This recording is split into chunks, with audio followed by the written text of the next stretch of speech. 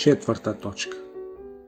Како што е објаснето во првиот дел од 21 слово, кога човекот снагата на страпливоста, која му е подарен од возвишениот Хак, не би ја расфрлал на патот на вообразувањето, таа би можела да му биде доволна во секоја несреќа.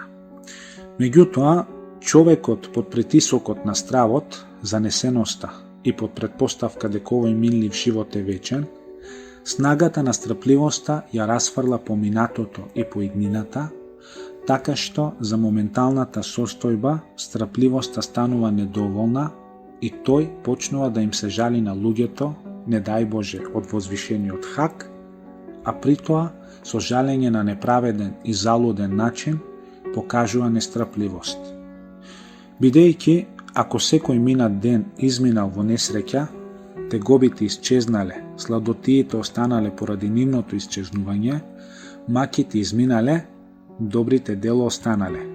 Значи, за сето ова не треба да се жалиме, туку со уживање треба да се заблагодариме. За тоа не треба да се лутиме, туку напротив, треба да бидеме радосни. Поради несреќите што му се случуваат, човековиот минлив живот на некој начин како да поприма форма на вечен среќен живот. Плашливо размислувајќи, расфрлањето на дел од страпливоста поради истите тегоби представува вистинска глупост. Што се однесува до иднината, бидејќи таа се уште не е дојдена, да се жалиме од неа и да покажуваме нестрпливост, размислувајќи за болестите и несреќите што ќе ги доживееме во иднина, представува вистинска бесмислица.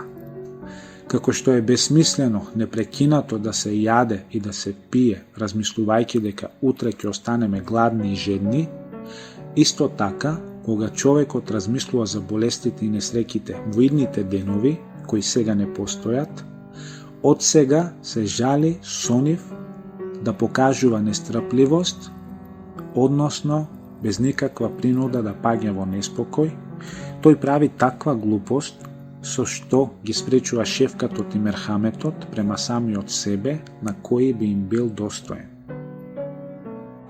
Резиме.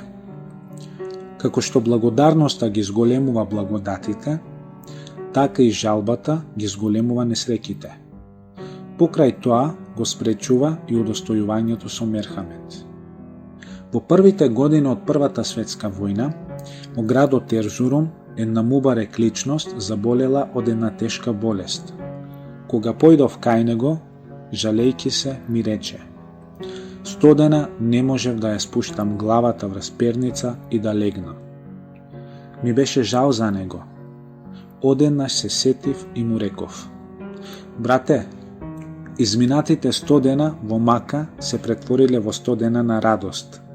Немој да се жалиш размислувајќи за нив. Биди благодарен, присетувајќи се на нив.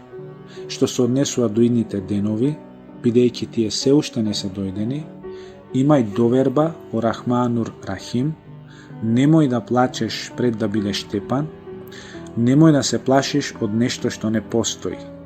Непостоењето не заменувај го со постоење. Размислувај за сегашните часови.